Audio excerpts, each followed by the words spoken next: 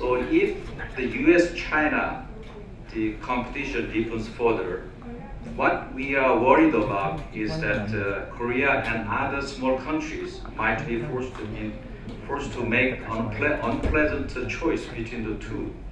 This is the situation we'd like to avoid. You remember the Korea's the case with China. It was a nightmare for us. So Korea doesn't want to be dragged into the same strategic dilemma. Then, how can the ASEAN and Korea respond to this strategic environment of US-China rivalry? And what should we do together to cope with the growing uncertainties? I think the ASEAN and Korea should act in a more active, proactive way. The ASEAN and Korea, as a middle power, should strengthen strategic cooperation with each other. Well, I just want to describe very briefly about Korea's New Southern policy. The Korean government has actively pursued the New Southern policy to strengthen its relations with ASEAN since the inauguration of Moon Jae-in administration. The background of the New Southern policy, most importantly, was to reduce heavy dependence on major powers and expand autonomous place and space in our foreign policy by pursuing diversification. In the process, Korea perceived the ASEAN as a co-partner. The ASEAN and Korea share many things in common. Most importantly, the ASEAN and Korea have no history-related and territory-related dispute and no hegemonic intention in this region. So I do believe the ASEAN and Korea can develop a true and lasting partnership. Then, how can ASEAN and Korea work together as a middle power? I'd like to point out three things. The first, about the US-China trade dispute. Definitely, the US-China trade dispute will affect ASEAN and Korea in many negative ways. For instance, causing a decrease in export and investment, particularly toward China. The first quarter of this year, Korea's export to China was decreased by 17.3% compared to the same period of last year. And according to the preliminary report of Korea International Trade Association, with the new tariffs imposed by the US government on $200 billion worth of Chinese products this time, it is estimated that Korea will suffer the export decrease of at least $870 billion, which is the 0.14% of the total exports. But in real terms, the damage will be much bigger, I think.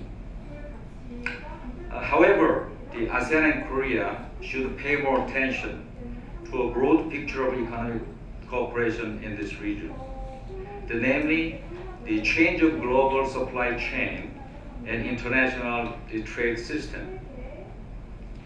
With the US pressure, many countries may shift out of China to relocate their factories or companies in ASEAN countries. That could be an opportunity for ASEAN member countries. Therefore, ASEAN and Korea should expand and strengthen the Asia supply chains. I think Korea is ready to cooperate with ASEAN member countries by strengthening the industrial or technological cooperation. And also we need to reduce heavy dependence on the US and China. You know, the exports to China and US accounts for nearly 40%. It's a big portion. So we need to reduce heavy dependence on these countries. And also, we strengthen multilateral trade system. For instance, RCEP is under negotiation, and I think the negotiation should be expedited. And on the part of Korea, I suggest the Korea consider positively the participation in CPTPP, the Comprehensive Progressive Trans-Pacific Partnership. And second point,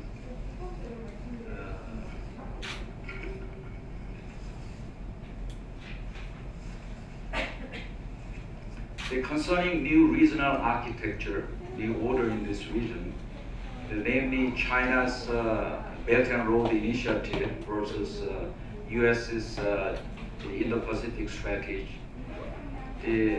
I think the ASEAN and Korea need to work toward a multilateral system in the region. It is very encouraging that ASEAN has been discussing this Indo-Pacific concept in a proactive way. Particularly, Indonesia took the initiative to invite high-level policymakers from 18 countries of EAS and engaged in intensive discussions last March. And it is appropriate, I think, and desirable that a middle power like ASEAN seeks ways for a new regional order, not leaving the matter just to major powers. In the regard, Korea shares the strategic interests of ASEAN and support the ASEAN endeavors. So ASEAN and Korea should work together with other like-minded countries to develop a new regional architecture based on the key principles of openness, inclusiveness, transparency, respect for international law, and ASEAN centrality. The ASEAN has a good record contributing to institutionalizing regional cooperation mechanisms such as ASEAN Plus 1, ASEAN Plus 3, EAS, ALF, and ADMM Plus. So I think the ASEAN can play an important role in shaping a new order as it maintains good relations with major actors including US and China. And I do believe the ASEAN-led mechanisms can continue to serve as a valuable platform for cooperation where all countries concerned are represented. In the process, Korea can be a good partner, I could say. Last but not least, what makes ASEAN-Korea partnership more solid and sustainable is our mutual trust and the respect based on mutual understanding. So to this end, the strategic dialogue and more closer communication are essential on various levels, not only government officials, but business community, politicians, the mass media, academia, and civil society, and so on. So only when we understand each other well, we can build a true partnership. Well, as you know, this year offers an excellent opportunity for ASEAN-Korea partnership. We commemorate the 30th anniversary of dialogue partnership between the two. And the third special summit, ASEAN-Korea Special Summit, as well as first Mekong-Korea Summit will be held late this year. So I do hope that ASEAN-Korea can present their shared vision and shared strategy and specific cooperation projects to cope with the challenges ahead. Thank you very much.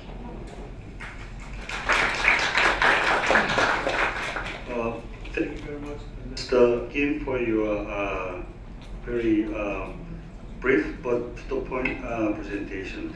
I think one of the points he made about the U.S.-China increasing rivalries that we, as a regional middle power countries, ASEAN and Korea alike, could face some sort of diplomatic dilemmas.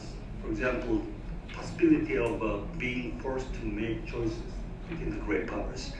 Then the question is, how are you gonna make some sort of diplomatic rooms to maneuver to avoid this sort of situation? So what can Korea and ASEAN do together to get around this sort of diplomatic dilemmas?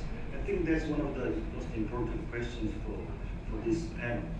And also, he mentioned the Korea's New Southern policy as a Korean kind of approach in order to create this sort of diplomatic space.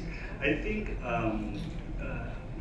my own observation is that Korea's New Southern policy has three core policy contents, elements. The first one is, as he pointed out, it's economic diversification policy.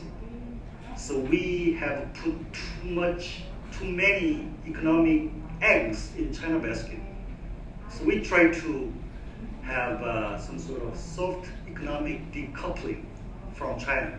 So we want to expand and diversify our external economic portfolios with fast-growing economies, the so-called the economic engine of the world, which is ASEAN, right? So, in that sense, his point about we need to expand the ASEAN supply chain is very important. The second element of the Southern policy is this is a sort of diplomatic rebalancing policy toward ASEAN and India. So you know that in Korean diplomatic practices, we have some sort of structural bias toward so-called four major powers. In Korean approaches, US, China, Japan, and to a certain extent, Russia is important. And all other countries are just secondary. But now, with this New Southern policy, we try to change that. So that's the aspiration, at least aspiration embedded in New Southern policy. So we try to elevate our bilateral ties with ASEAN on a par with our relationship with the US, China, and Japan.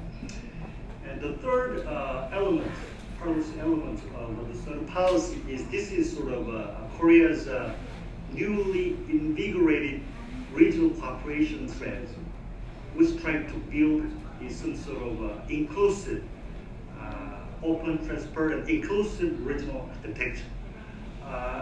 In this regard, I think Korea and ASEAN have very similar interests in building some sort of regional architecture that would promote multilateral norms and institutions based on ASEAN mechanisms.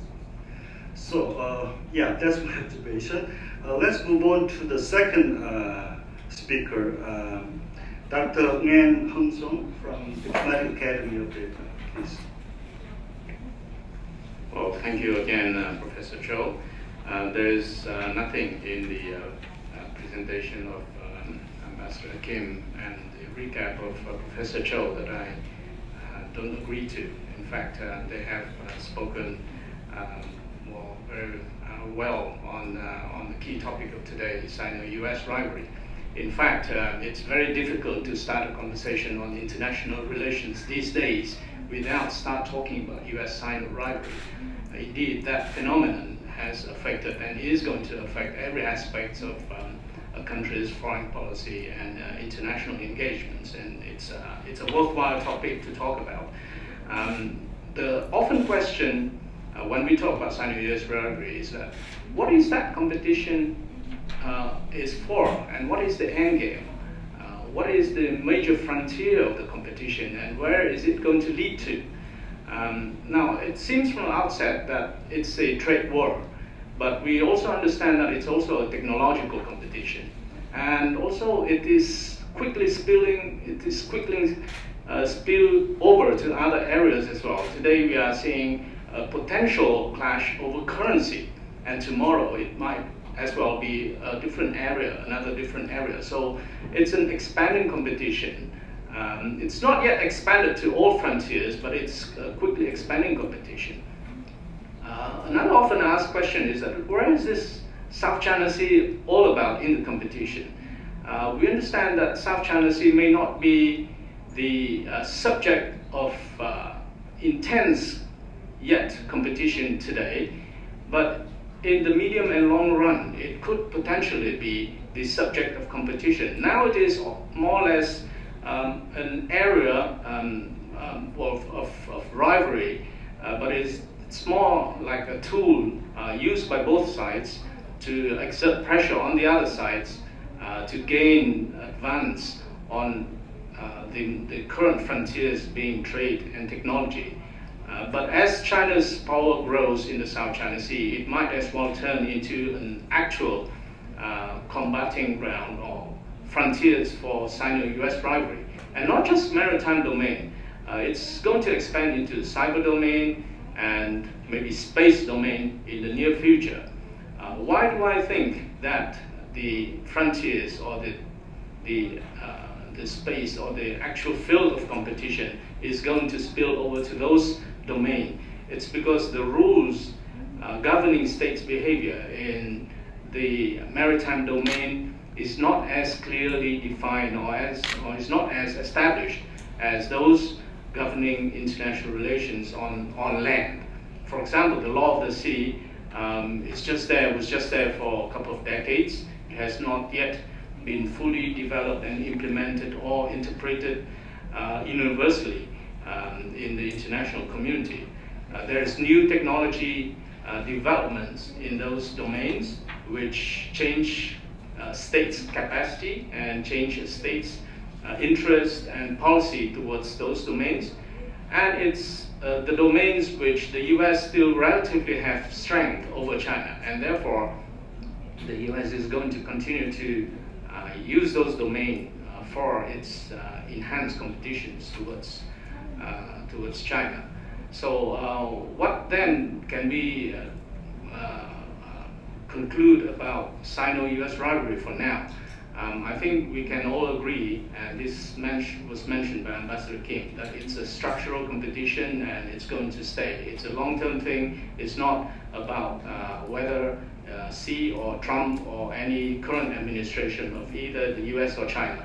It's there to stay. And President Xi Jinping have recently called for a long march, indicating that he foresees that this competition is going to continue, and China needs to be ready for a long-term struggle. Secondly, it's at the end of the day, it's about rules, it's about orders, it's about what rules that presides over international relations on different issues.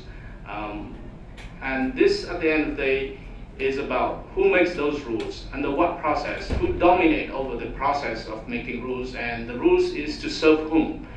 Which major powers should have a predominant say in shaping the future rules and institutions of regional and global governance.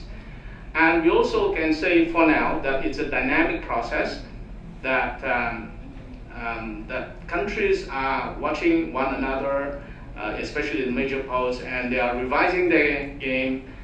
This is evident in both US and China adjusting their strategies towards the Belt and Roads, for example. The US is making twists in its free and open Indo-Pacific as well. So they are watching and adjusting their games in this strategic competition at the same time. And that makes it even more difficult for countries in between or other countries to forecast the outcome or to take a very clear policy direction. So what does that impact? How does that Sino-US competition affect countries like Korea or ASEAN in general? First of all, I agree that there is some trade diversion aspect of the trade war that can either benefit or harm ASEAN depending on where we are in that trade configuration or in that production chain. For the short term, it looks like ASEAN and Korea might have some certain gain overly by compensating for the loss of trade due to the China and US trade war. But in the long run, that might not be the case, because trade might be diverted away from this region altogether. Secondly, there might be an enhanced China plus one effect factor, that we could see an increasing capital flight from China, which try to run away from the war and the tariff imposed on them, Vietnam certainly has seen a great influx of China capital, unfortunately only to the real estate market, but that indicates a trend of capital flight away from China, and ASEAN and Korea might as well be the destination of that short-term relocation. ASEAN and Korea might have to watch out for potential punitive or preventive tariff imposed by the US on us in anticipation that we could be used as routes to redirect made in China product to avoid the tariffs imposed by the US. And this is not just coming from the US, it can come from other countries which close economic links or political links to the US as well. We have seen this policy from Canada. Canada have, during its negotiations of the NAFTA, now the US, Canada, Mexico free trade area, Canada have already taken preemptive move to show the US that Canada is not going to be used for other countries to divert Chinese product into US market, and already Korea and Vietnam and maybe other ASEAN countries was targeted in that policy, so we have to watch out for that. And ASEAN and Korea might as well be used as a dumping market for excessive Chinese goods and products that is unsold due to the trade war. But those are short-term effects. The longer-term, more strategic consequence of Sino-US relation or composition would be the erosion of the rules-based order, the erosions of the norms that were used to govern interstate relations that has brought about all this prosperity and peace and stability in this region that we are so used to. It could erode multilateralism, it could erode the role of ASEAN and other, even the UN role could be eroded if countries shy away from multilateralism and contract into unilateralism and so on. So that is going to be the greatest danger that ASEAN and Korea are going to face in the medium and long term. The losing trust on multilateralism, losing trust on law, losing trust on the rules of norms could cause countries to protract themselves into defensive mode, increase their investments on defense, for example. And the buildup of defense and militaries could have very negative consequences to the security environment of the whole of the Indo-Pacific. And that is the long-term consequence of the Sino-US relation. The destabilizing effect of it cannot be underestimated. So what then could ASEAN and Korea do together in order to deal with this situation? Theoretically, we have three choices. We can distance ourselves from major powers. I wonder if this could be possible given the intertwined interests of both ASEAN and Korea on either China or the US. The second option is for us to choose side, but we could risk ending up on the wrong side. And then we could have a third option, which is to accept the fact and proactively engage with both China and the US and try to influence the outcome or try to influence the process so that our interests are protected. But then the risk is that we can get caught in between and we can face the risk or the crushing effect of Sino-US competition. Then what is then the solution? I think the solution is for the middle powers to increase their work together. ASEAN, Korea, and other middle powers like India, Japan, Australia, the European Union should increase their work together in order to better handle the situation. ASEAN and Korea have common interests. This was indicated by Ambassador Kim. We have a strategic interest to remain strategically autonomous. We neither want to choose side or to caught in between. We have common interests on multilateralism, on the rules-based order, so we need to work together at the strategic level. Now, ASEAN and Korea relations for the past 30 years have been very pragmatic, and it has been fruitful. We focus on economic and trade cultural ties, people-to-people relations. That should continue, and that element is very visible in the new Southern policy by President Moon. But we need to also pay more attention to the strategic equation of the relationship. So we need to maybe work together more closely, maybe on the sideline or before forums like the Belt and Road, to better articulate our vision, our principles in such a forum.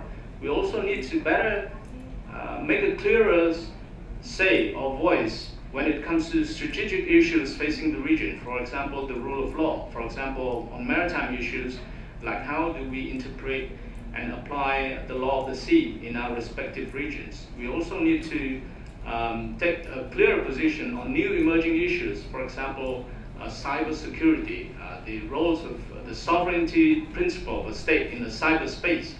Those are the competing issues that are representing different views from the US and China, and ASEAN and Korea needs to have a principled voice to shape the future rules on those domains.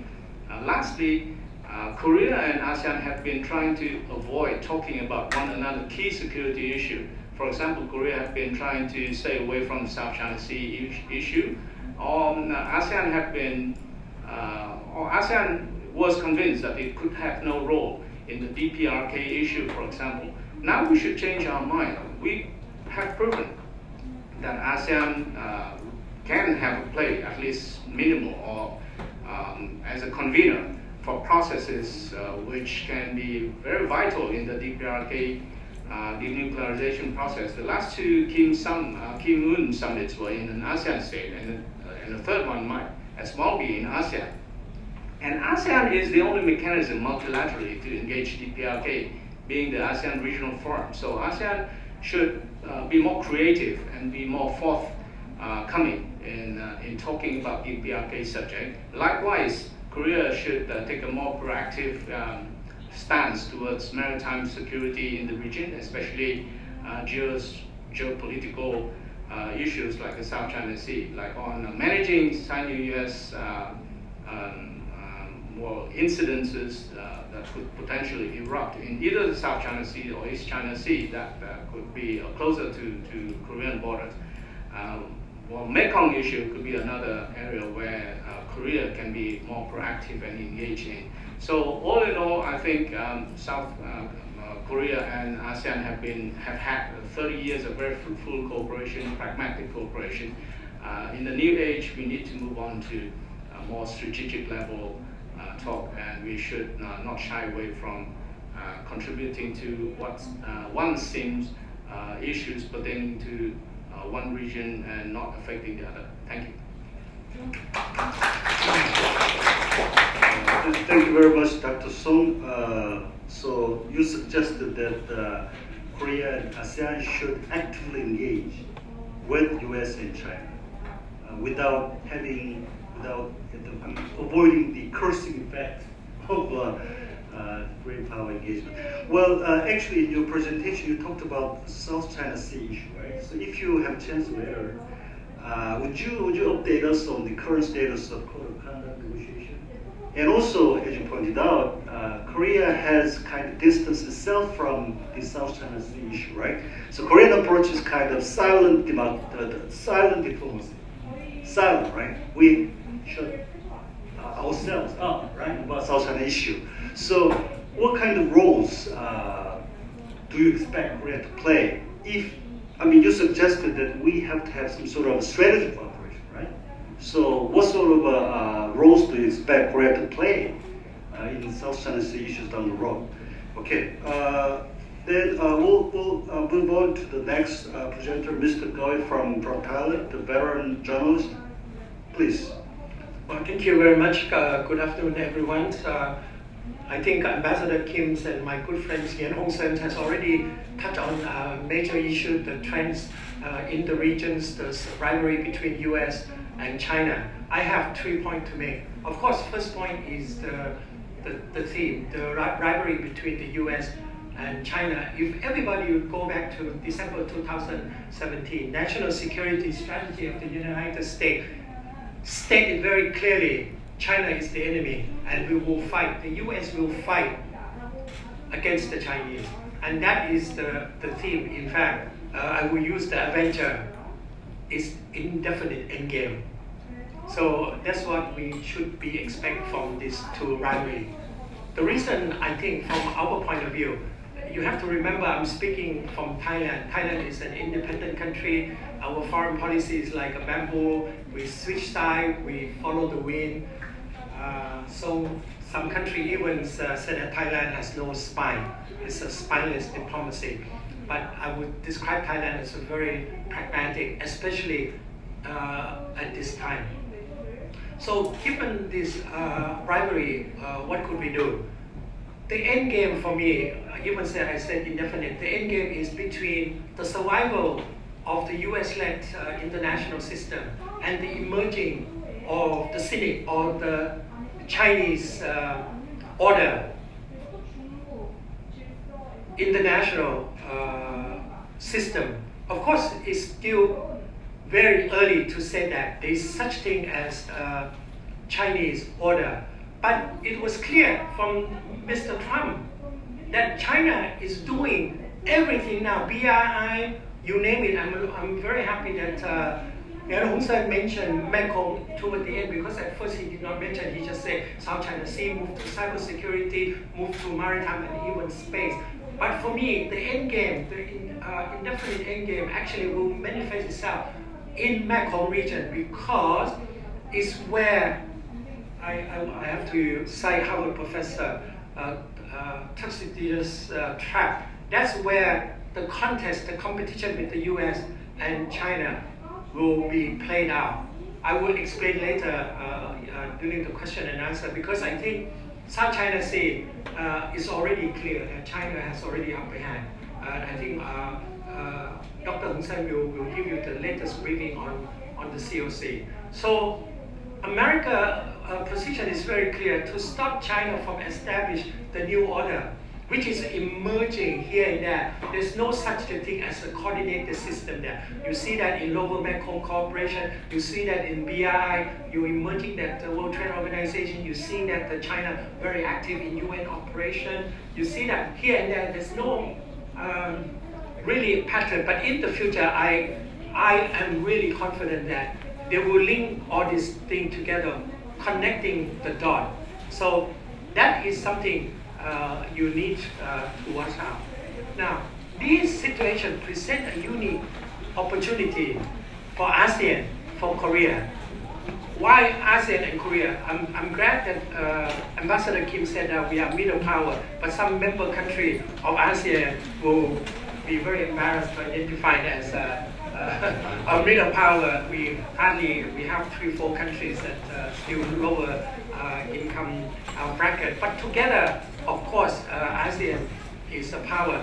In fact, I would not describe ASEAN as a middle power, because ASEAN has no power. ASEAN is a benign power. ASEAN, when ASEAN is weak, ASEAN is strongest, because we are not like NATO. You're strongest is why you attack from the strongest force like Russia. Nobody wants to attack ASEAN. Everybody wants to join ASEAN, use ASEAN as a fulcrum, use ASEAN as a platform. So that is why ASEAN will not, I repeat, ASEAN will not strengthen its power unnecessary. The power that we have for convening, the word used by Dr. Hong Sen, is very good. And we will continue to do so amid all the increased rivalry between China and US. What ASEAN can do and what South Korea can do is actually quite similar, because Korea is the only country that has no baggage from Northeast Asia with ASEAN. Dr. Kim said we have no territorial dispute, nothing. We have common history. Philippines and Thailand were true ASEAN member at the time, sent into troops to combat in the Korean War. Now you still have miniatures flag at Panmunjom Peace Village, which North Korea demand the Philippines and Thailand, please pull that out. You know, you no longer at war with us, but we have not done that until there is a peace accord between the conflicting party. Having said that, I think Korea has, for the first time, my goodness, you know, come out with a real policy of engaging Southeast Asia, it's not only that South Korea keep their mouth shut, they try to avoid Southeast Asia except to sell Hyundai and kimchi. And now no more, because Korean wave, the so-called Hallyu, is already take Southeast Asia by storm. And Korea, one of the weaknesses is that with such an overwhelming K-pop culture, Korea has not yet turned the soft power into tangible hard power. That is the much needed in the current situation for Korea. Korea needs political support from Southeast Asia in the issue related to the Korean Peninsula. For years, I remember since the ASEAN Regional Forum was founded in 1995, ASEAN wants to play a role because all members of ARF is in the six-party talk. But Korea was the main objector. He said that no, you can't because ASEAN is too weak. But now suddenly, I'm very happy that President Moon was the first president to recognize that ASEAN has a role to play in the issue of peace and security in Korean Peninsula. That is a very good, positive impact that allow ASEAN to have a higher profile. That also explains that why suddenly ASEAN said that, oh, the leader from South Korea and ASEAN should meet for the first time to commemorate their 30th anniversary. They should have this meeting every year, but somehow I think both countries mishandled their relation.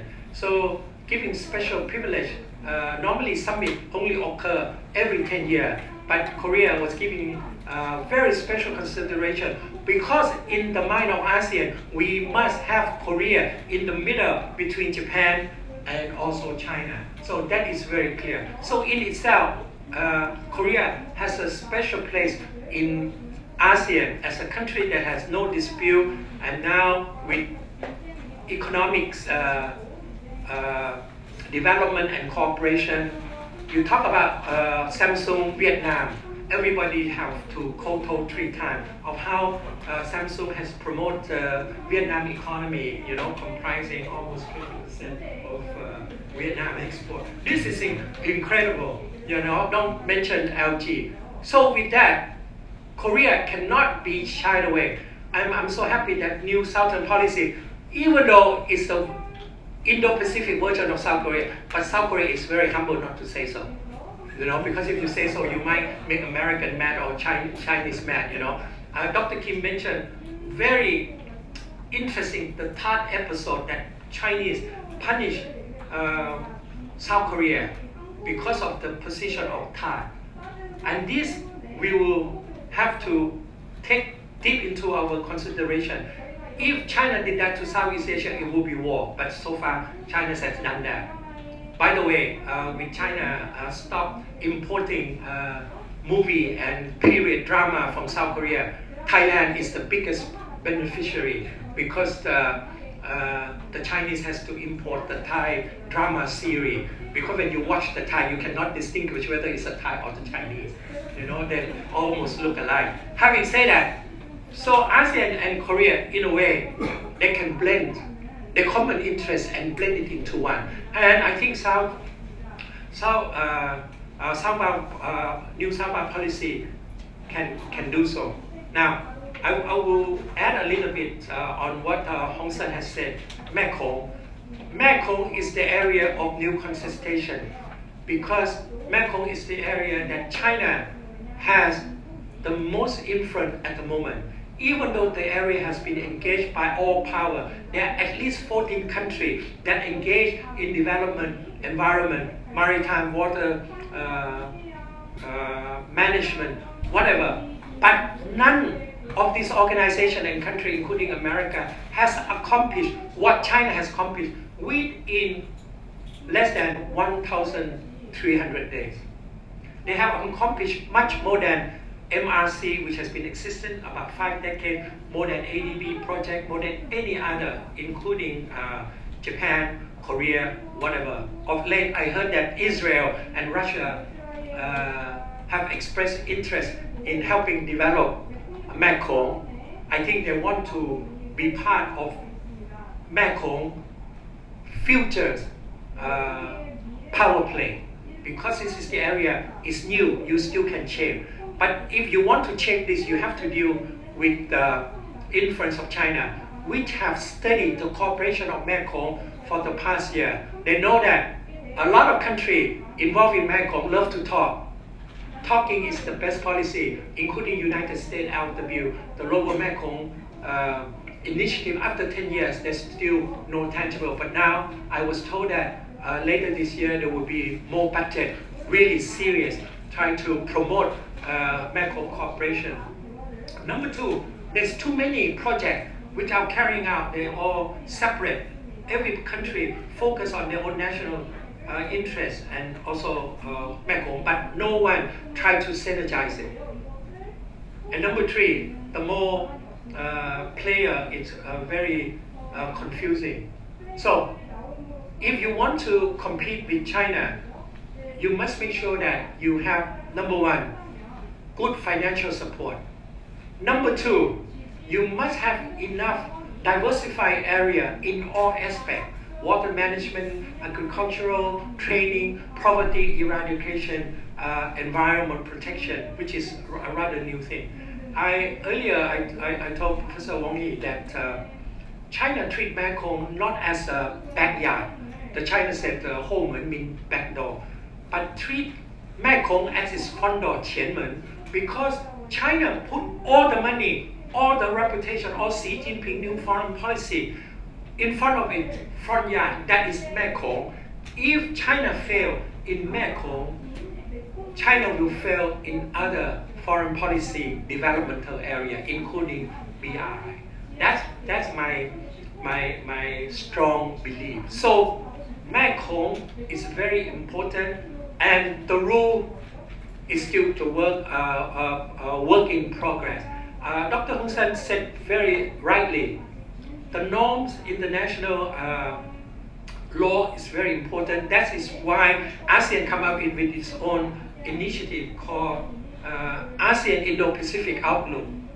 You know, this is the first time in ASEAN history that we respond to external pressure on our own with our new sort of holistic, more encompassing framework than the United States, than the Japanese one, than the Indian one, the Australian one. Even France has come out with Indo-Pacific strategy last year. So when ASEAN facing with external uncertainty, we sort of respond together. And I think ASEAN Indo-Pacific Outlook will serve as one vehicle that allow us to move forward and snake through this competition between China and US, because we have the forum that all the major power in the world engage, known as East Asia Forum. But how we maneuver is still remain to be seen, because at the upcoming East Asia Summit this year, for the first time, that member of EAS are really killing each other. China, US really fight trade war, not to mention South China Sea, not to mention Korean Peninsula, Iran, and the Middle East, you know. So this issue divide EAS more than ever before. That's also explain why that China of late, in the latest, I think Dr. Hong San will tell you that China want to accelerate the complete COC as soon as possible, but ASEAN did not want to do it because ASEAN want to make sure that it abide by the international law. Yes. Having said that, the game is for us and for Korea to play, because both sides can really harmonize some policy action. Thank you very much.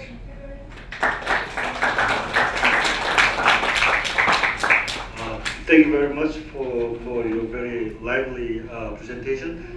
Well, one of the points you made, I couldn't agree with you more. Korea is the only country in Northeast Asia that has no historical baggage with ASEAN countries. I think this point is very important. New Southern policy is not a strategy. We don't have any hidden agenda. We don't have any strategic ambition. It's just the expression of Korean genuine aspiration to be true friend of ASEAN. So, New Southern policy is not, you said that this is a Korean version with the Pacific, but this is, I don't agree with you with that. this is not the Indo-Pacific, Korean version of Indo-Pacific strategy. This is just the genuine the approach toward the ASEAN. Yeah, we have strong aspirations to be true friend with ASEAN and try to make some sort of things together. Right. So we'll move on to the next speaker, Professor. The next speaker is Shimon Tang from ISIS Singapore. Please. Thank you very much, Professor Cho. Again, good afternoon, Excellencies, friends. Thank you to Professor and also to the Korean National Diplomatic Academy for inviting me to share some of my thoughts on this particular topic. I concur with a lot of that has been shared with by my fellow panelists, so I will be very brief so that we have some time for Q&A and for discussion. First, on the matter of the US-China strategic rivalry, it will be a marathon, it will be a long-drawn affair. If we were able to finalize a trade war, it will move to other aspects, as my good friend Hong Sun has mentioned, that it's not just trade, it's technology, it's others, but essentially it's about a strategic competition about US position in the world vis-a-vis China and China's position in the world vis-a-vis US and also the rest of us.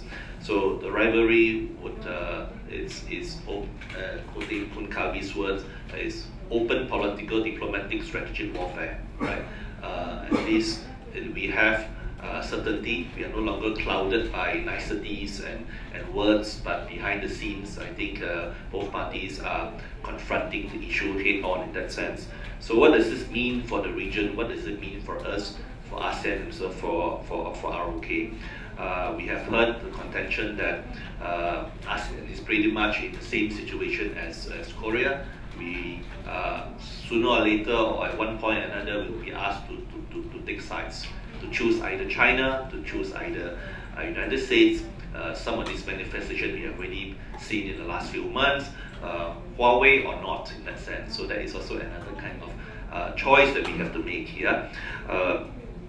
Most, if not all, ASEAN member states and ASEAN as a collective has been very allergic to this questioning. Yeah? ASEAN would not take positions. We do not side with anybody. If there's any position, any side that we will side, we will always be siding with ourselves. ASEAN is for ASEAN. The point here is not to take positions, not to take sides, but to take positions, right? Not taking sides doesn't mean that we do not have any opinion on certain positions, right? It is important for us not to adopt an ostrich mentality. When we see trouble, when we see issues, the first response is, our reaction will be to stick our neck into the ground and pretend nothing happens. I mean, moving forward, ASEAN cannot take itself out, yeah, as Professor Cho term, to have silent diplomacy, not to be seen, not to be heard at all. We cannot afford not to have our positions to be heard in that sense. But the important thing is, when China steps out of line, when the United States steps out of line, or our member states step out of line, we do have a position to take, and we should make this position to be known. And these positions must be based on matter of principle and must be founded on agreed international laws, yeah, not norms and regulations that is proposed by one particular country or at the wings of our fancies to redefine international laws that fit our purpose in that sense. So there must be a consistency of purpose based on international agreed principles and the universality of international law. The next challenge that we have moving forward is the question of the United States. Yeah, too much time is spent on analyzing China. We know China will continue to rise, and we know China will, I think, to some extent rightfully, expect to play a leadership position in this region, and definitely it is a force to contend with. I think they have legitimate reasons to do so. The question is what kind of influence and what kind of power that China would yield in the region, and whether it's a zero sum, whether it will be intimidated, whether it will be turned into vassal states, that remains to be seen. But the other side of the same coin is, what about the United States? Yeah? As long as the United States play the role of perhaps lack of a better term, offshore balancer will be engaged in the region, that we would have a semblance of strategic balance in the region. The question now is the United States a strategic partner? Our center did a survey end of last year. The report is in this document, which is available outside the conference room. The question is most probably not. And from more than 1,000 responses from it's an elite survey of academics, policymakers, members of the media, and also business leaders. U.S. reliability cannot be taken for granted. Yeah, we do want U.S. to stay in the region. In fact, that would be a worst case scenario for us if U.S. were to withdraw or even downscale its strategic engagement in the region, because that would entail us one of the options would be an arms build-up or arms race in the region. We have to think of ourselves, we have to fend for ourselves. Very much difficult to actually take on giants like China on our own in that sense. So the US is really much the bedrock for regional security, has been so for the past 60 years and will hopefully remain the next short and medium term. Can we take this for granted? What we see in the last 2 years of the Trump administration is the question is not. Yeah? I think our friends in Korea have been confronted with this question, and so Japan as well. If we want United States to remain engaged in the region, how much are we willing to pay? There is a cost for US security guarantee in the region in that sense. So for Southeast Asian countries, we will have to confront this particular question. If not, then what is our plan B? Yeah, I do not have answers for that. I think the best that we can do, ASEAN can do now, is provide some element of continuity and basically strong pressure for change in that sense. In that sense, ASEAN Regional Forum, ASEAN Defense Ministers Pass, East Asia Summit, these are the lifelines to keep the United States remain engaged in the region. Relatively low-cost diplomatic engagement is important for the United States to continue to fly its flag, keep its diplomatic profile in the region, provide semblance of assurance to us in the region, while US mudders through its Asia policy, of lack of its Asia policy. We are supposed to have more clarity on what the US think or mean by the Indo-Pacific strategy or concept on Saturday, when the Acting Secretary of Defense will enunciate the Indo-Pacific concept at the forthcoming Shangri-La dialogue. So we look forward to that speech later this week. Now for us, I'm also a little bit tickled by the fact that ASEAN can be considered as a middle power. Thank you for the word of confidence, but I think in the true ASEAN sense that we do see ourselves as a lot of middle income countries, but saying the middle power in the conventional sense is over-complimenting us. But nevertheless, we do see ourselves playing an important role as a facilitator, as a convener, as a bridge builder, and all this. And these are literally the glue that ties the region together. Imagine a world without ASEAN, which means China, Japan, US, India, Australia, Korea, the EU will have no reason to convene in the region. There will be no institutionalized meeting on an annual basis, and sometimes on a semi-annual basis, depends on this particular meeting.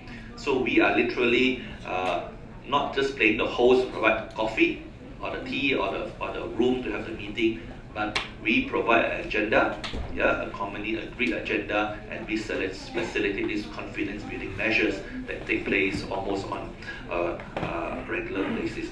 So there is a role for ASEAN to play. More importantly, there is a role for middle powers in the region, and Korea is definitely one of these middle powers. My colleague here, my senior colleague, Dr. Stephen Wong, would agree with me that something that's very close to our hearts, the ISIS Organized Asia Pacific Roundtable. I'm a newbie to this region. Dr. Steve is more of a old hand, but we recall that even that Asia Pacific Roundtable, which is hosted continuously for the past almost 30 years in Kuala Lumpur, the initial idea was by a South Korean scholar, along with some Southeast Asian scholars, who think that so many things going around, and this is during the Cold War years. Yeah, why do we have an Asian Pacific Roundtable to bring people in for us scholars, academics, and Track 1.5 to think through the region? So Korea's role in the region has been very substantive from the beginning at the Track 1.5 level. Even the East Asia Vision Group, East Asia Study Group, which led to the now establishment of East Asia Summit, owes very much to your president and to the good people and the government of Korea. It was one of the proposals by President Kim, yeah, which led to the structure that we have now. So my call is that the new Southern policy should not be that new, because Korea has always been a very important part of our the regional development, regional architecture. But unfortunately for us, I think Korea took a long sabbatical. Yeah, we welcome you to end your sabbatical with a new Southern policy, to come back strong, to continue to play this leading role. Yeah, the same logic for ASEAN to play important role, because we threaten nobody, we are not offended by anybody, we do not cause any offense, we're not threatening. In the same case, Korea occupies the same strategic positions, right?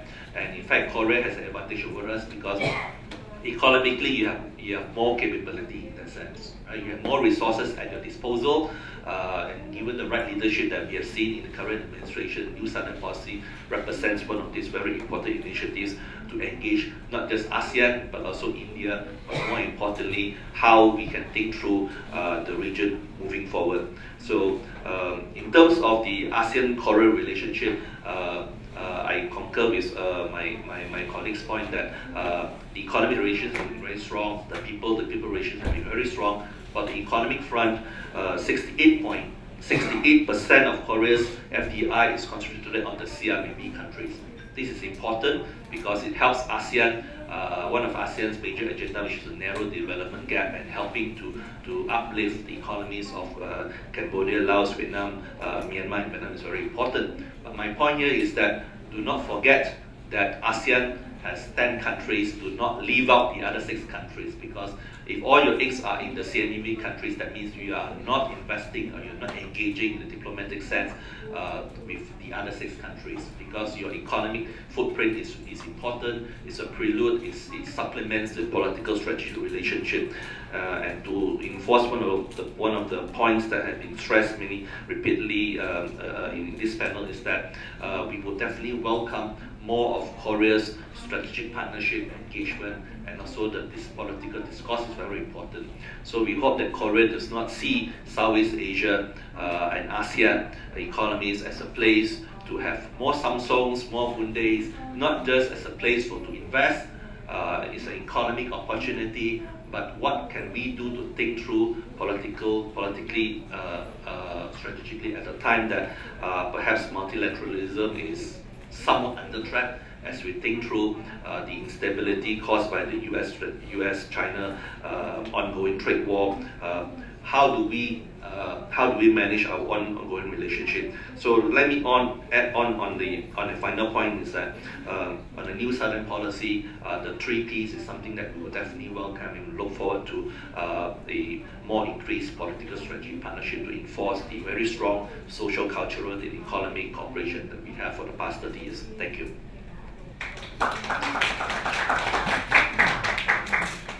Thank you very much, Shibun. I couldn't agree with you more that the New Southern policy has not been new in the sense that it is built on the prior efforts of engagement and commitment to Southeast Asia. You know that in every 5 years we have change of government, change of president, right? So when new president comes in, then we have new brand name of policies. So we can't do sort of policy. But there have been lots of older set of policies. All right, so we are running out of time, so let's move on to the next speaker, Professor Muna from LIPI, Indonesia, please. Thank you very much, Mr. Chair. Excellencies, ladies and gentlemen, again, it is my honor to be here and in this forum, which is very prestigious forum, and here I would like to share some of my thoughts on this subject. hopefully, well, some of my ideas would be similar to the previous one, but it is honestly that we are not discussing before, so, but we have some similar view on this aspect. Well, we have a kind of ancient proverb with saying that if the two elephants fight, the grass will suffer. Of course, we are not talking about grass here, but talking about our shifting of our new strategic environment with regard to the rivalry between the US and China, which will have impact to us, to any countries in this region, and also to ASEAN as well as to the Korea-ASEAN relation. Well, as we recognize that in this region, ASEAN has played very crucial role. Well, without naming ASEAN as also as major powers, but ASEAN has served as regime builders, if I might say, building the international regime for security cooperation or dialogue, or that generally called the architectures in not only in Southeast Asia, but also across East Asia with the development of IRF as well as of the East Asia Summit. Well, of course, there are some of limitations which ASEAN have, but in reality, there has been very positive contributions of ASEAN for the peace and stability in a wider region of East Asia. And within this situation, of course, South Korea has played very constructively in all of the process.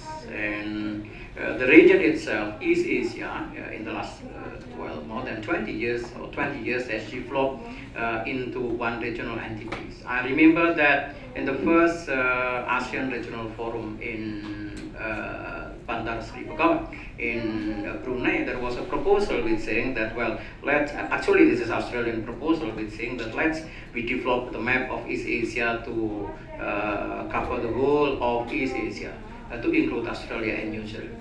Well, it was a bit vague at that time, but in reality the process of regional cooperation has developed. That ASEAN is not only dealing with Southeast Asia, but also to cover the whole of East Asia via or through the architectures of security cooperation. So there is a dynamic that we need to take into account on this matter.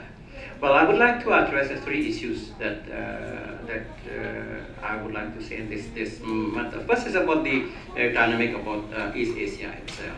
And in this situation, South Korea has also developed not only the issues of the Southern policy, but between ASEAN and Korea has also set up a foundation, strategic foundation, as a partnership, as well as the ASEAN South Korea plan of action, which is very comprehensive and cover almost all of aspects of cooperation between the two between ASEAN and South Korea.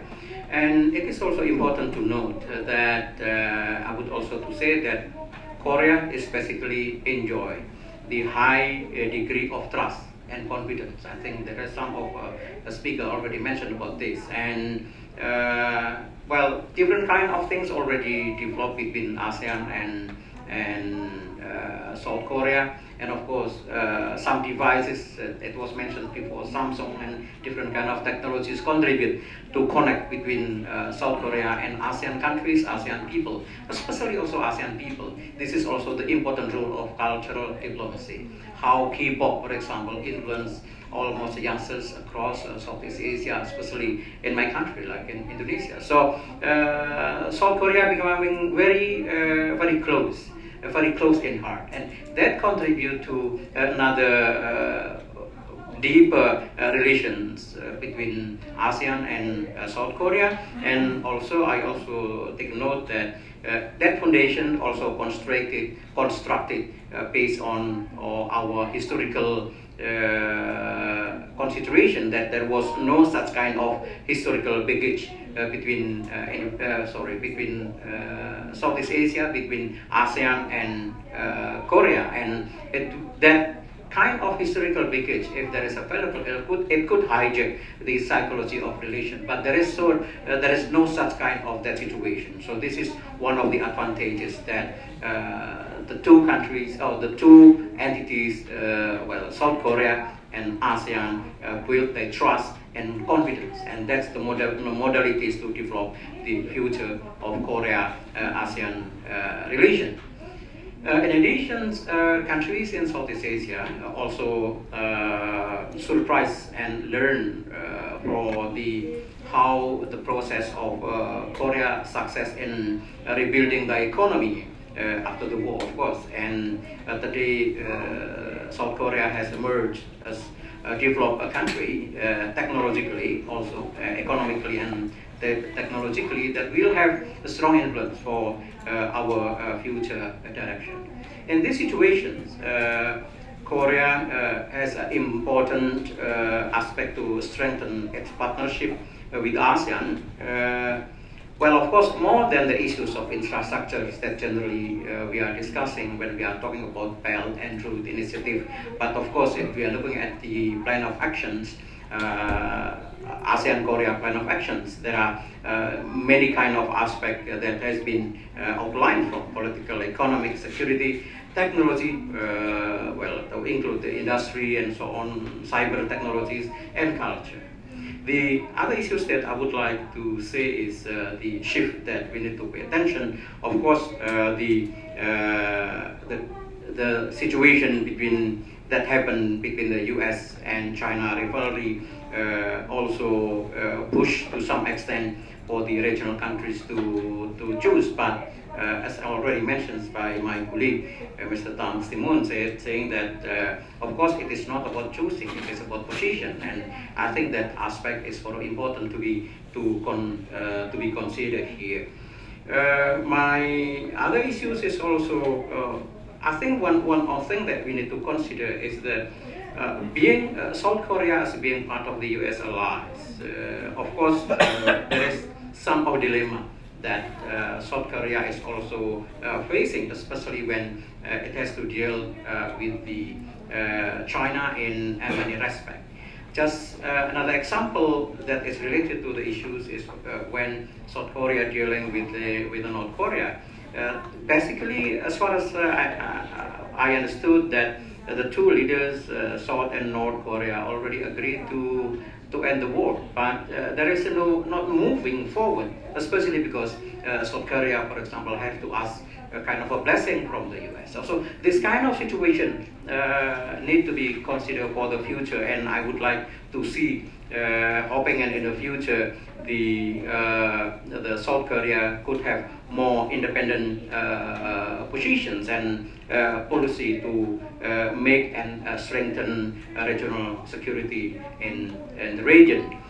My third point is regarding the strengthening dialogue and security architectures.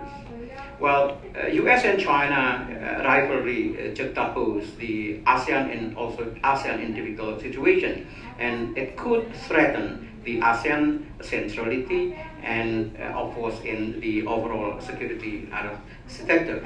And I think in here is very, very important that Korea-ASEAN cooperation need to strengthen the existing mechanism and regional security architectures in ASEAN and East Asia, and also work to strengthen the issues of foundational aspect of ASEAN relation with external countries, such as a Treaty of Amity and Cooperation, the developing more pay attention on Southeast Asia nuclear weapon freezing, as well as the development of ADMM ASEAN Development Minister Meeting plus, ADMM plus to the future, to discuss more on the comprehensive security on our region.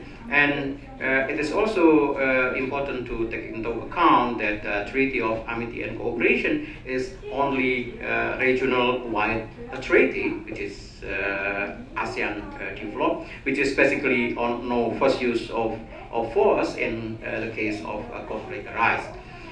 And The other issues that I would like to say is that we need to be very careful of not to fall into enemization project that will or that could subvert our regional peace and order.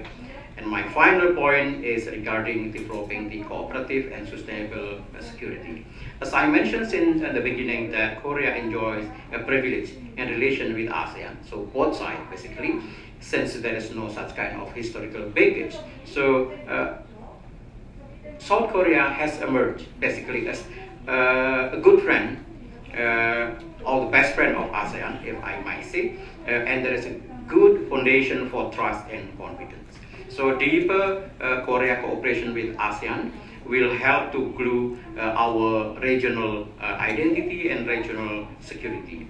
And the implementation of plan of actions that we have already for 2016 and 2020, it's a need to focus more thinking on revisiting to strengthening the plan of actions for the future with a more sustainable approach toward a future sustainable peace and security beyond 2020.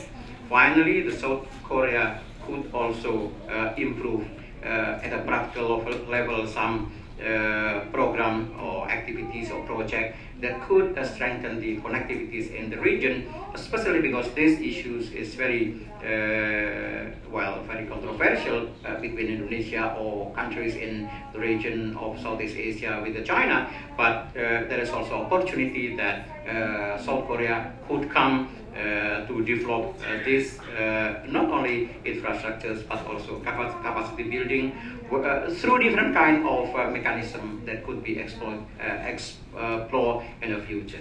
Thank you very much. Thank you very much.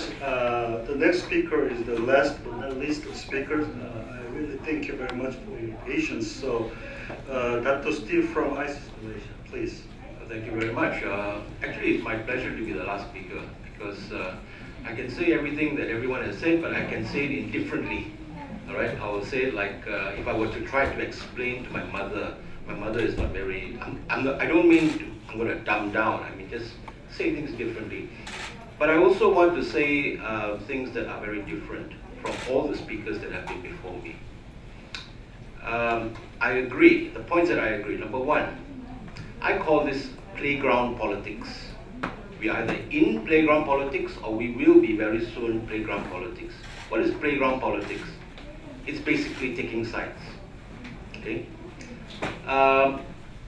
It's going to be tough for anyone in this era of playground politics to say, I want to play for both sides.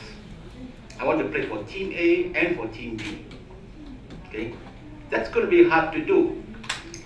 This playground politics is of the hardest kind. It is of the most realistic kind because in a game you play and after you've decided the winners or losers, you go home. The winners, of course, go to celebrate and the losers go to commiserate. This is not the same. It is a different kind of playground. I think that the assumption that the previous four speakers have had is that there is a tomorrow. That there is business as usual, but a little bit different. And I don't see why that this assumption is necessarily the case. Yes, we could have a situation where both sides eventually, because they are reasonable people, they back down and they say, okay, let's forget about all this trade war and whatnot. By the way, it's not a trade war. Trade is the least of the problems. Even though we talk about hundreds of billions of dollars, it's not a trade war. Dr. Joe got it right when he titled this strategic competition. And in strategic competition, you don't start something. It's not strategic competition because, let's try and see. And if we win, we win. And if we lose, well, too bad. That's not how strategic competitions wage. I understand Graham Allison is here at the Jeju Peace Forum. He can tell you as a realist. There are three. One, yes, both sides realize being rational, they will step down. They will back away. They will reach some conclusion. One. Number two, And this is the US position, or at least this is Vice President Pence's, that we are in a new Cold War. A new Cold War is not a good thing to be in, okay? I think many of you are too, I'm also too young, all right, to have been in the last Cold War. But the Cold War is not a very nice place to be in. By the way, Kawi, Thailand is represented in Korea not because it is spineless politics. Thailand and the Philippines were the two members of SEATO, okay? And in fact, because of Thailand and the Philippines, the whole of ASEAN, when it was formed, got known as an anti-communist, including for other countries that actually just did not want to engage, in this. All right. So a Cold War is just you don't shoot, but in every other respect. In fact, there is already a Cold War, what they call gray zone conflicts now being worked out. The third outcome is what President Xi has admitted, that that there can, as a result of strategic calculation, be something worse than a Cold War, a hot war. So these are the three outcomes. So it is not necessary that if we do all that we are doing now, unless a little change, that things will work out. If I superimpose what is happening on the real hard security side within this region, I actually don't see the basis for, talking about, let's talk about, another policy, etc. When I see the frequent sailings through the Taiwan Straits, when I see the overflights, when I see the development of hypersonic missiles, when I see the ability essentially to ensure the hinterlands, even past the third barrier chain, when I see all of these things, I do not know how all this diplomacy and all this talk is going to work out. So on that score, we are in the era of playground politics, but I think it is what the game is. In the past we had, it's always been about self-interest, okay? Except that we have had bouts of enlightened self-interest. And then we go ahead and we become, and we do these things. But then when things get a little bit out of hand, we go back to the enlightened self-interest. Who today believes that the actions that are being taken, the political developments that happen in the region are happening out of enlightened self-interest? Enlightened means, I realize that, in order for me to get the end, I have to ensure that there are no winners and losers. So, the strategic competition, I fully agree, is structural, it will continue, but continue? Is that all? Can it not worsen? Is it not worsening now? Is it not being ratcheted up every day?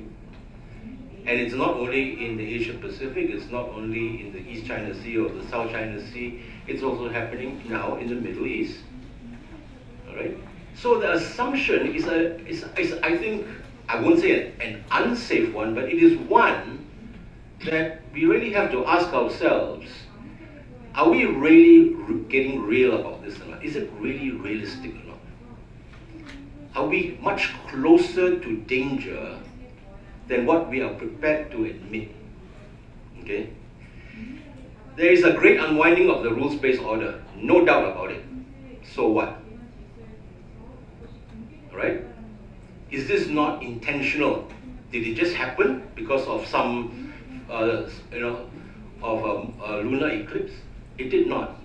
The unwinding of the rules-based order is deliberate actions, and it's not just deliberate actions by one country, by a number of countries. Nuclear arms control, that is completely gone. All right?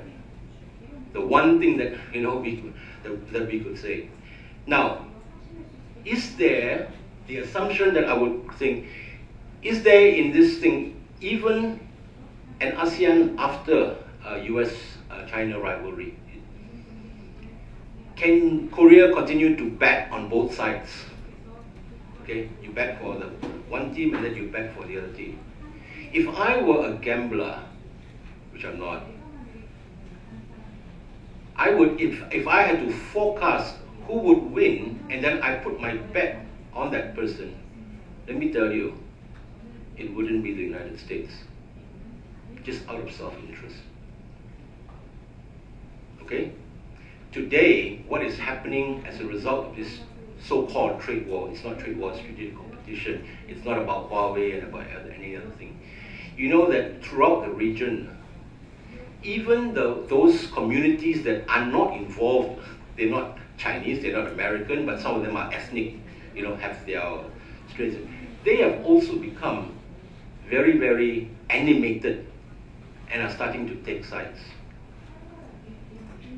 I won't tell you on whose side, okay? Because it differs, and I'll be overgeneralizing. So I don't think that even something like the New Southern Policy is going to change the 4 major relations that South Korea is taking. I don't think that even ASEAN, you know, Prime Minister Lee Hsien Loong said at the end of the last year's summit, we hope the United States, we hope that ASEAN will not be forced to choose. But it wasn't a hypothetical question because ASEAN is being forced to choose. So please superimpose the strategic realities, the realities of what's going on the ground. The issue of that was mentioned. Hey, that is being tested, was being tested in February and March of this year. So it's not gone away. If anything, it will have to ratchet up. This is the logic, the internal logic of this games theory thing that we are currently find ourselves. And in order to try to break out of this, right, I think that both Korea and we have enough common interest between ASEAN or ASEAN countries, if we survive, and Korea, provided it is not being pulled even tighter into the orbit of an ally, or it's already an ally, but even pulled in further into the orbit. The one thing that Moon Jae-in has done is it's no longer synchronized to the White House. That's also thanks to the White House, okay, which is not the... Because now we can have, there is this understanding that there can be a parallel, differentiated and incremental view, approach taken by the present administration. I think that gives, ASEAN some way of starting to work. Before this, I don't think there was. So, it's not a negative view. I just take a devil's advocate view, okay? That maybe all the things that we are assuming, maybe there is another side to it, okay? That more ships will sail, more fighter jets, more strategic bombers will fly very close, and maybe also over parts of disputed things, and that one of these days something is going to happen. Yeah, that's a possibility. So I leave it at that. Thank you.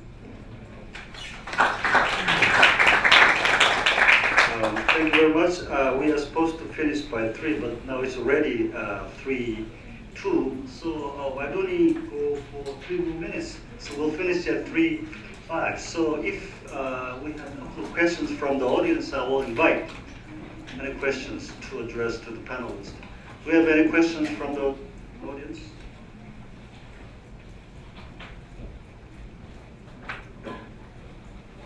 So then I'd like to ask panelists if you have anything to say for 1 minute, for example, the South China Sea. Yeah, please.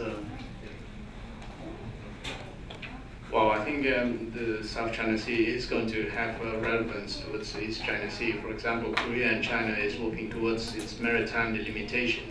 And I think the work of UNCLOS is going to be continue to be a relevant thing immediately towards Korea, and a stronger UNCLOS foundation is going to serve Korean interests, and therefore ASEAN and Korea have a shared interest in strengthening UNCLOS as the foundation for the maritime order. There are a lot more that ASEAN and Korea can do on the South China Sea, but I'll leave it for the discussion at the later seminar. Well, all of the panel agreed that the ASEAN and Korea should strengthen strategic cooperation. But the question arises that there is some room for ASEAN or Korea as a middle power to maneuver. But previously Korea was described as a shrimp, the pinched between the big whales. But now the Korea is described as a dolphin. But even though dolphin, they cannot fight against the big whales, but it reflects the fact that the Korea or ASEAN's weight is growing. So in terms of that growing weight or influence, I think we should address this issue in the long term. Then we can find more room for maneuver in the long term. Thank you very much. Thank you.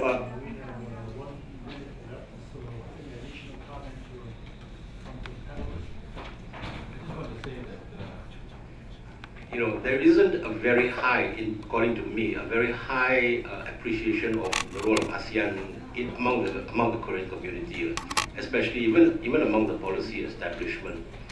So I think we have to do more, okay, in terms of trying to raise its profile and trying to push this idea that our fates, our common futures are much closer than what is currently being thought. Right now, it's very much thought about the US and what the US will do and what China will do and what Russia will do. But I think that we can try to introduce in a much bigger way within the Korean policy community that ASEAN does matter. All right.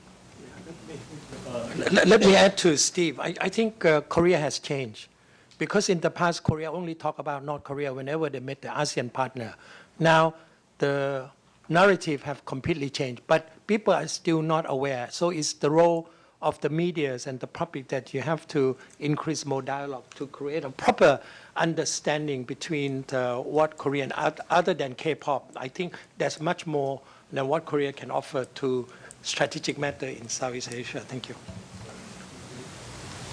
So with this, we wrap up this session. I think we agreed that the Korea and ASEAN share a lot of things, and that there are ample rooms to work together down the road. Thank you.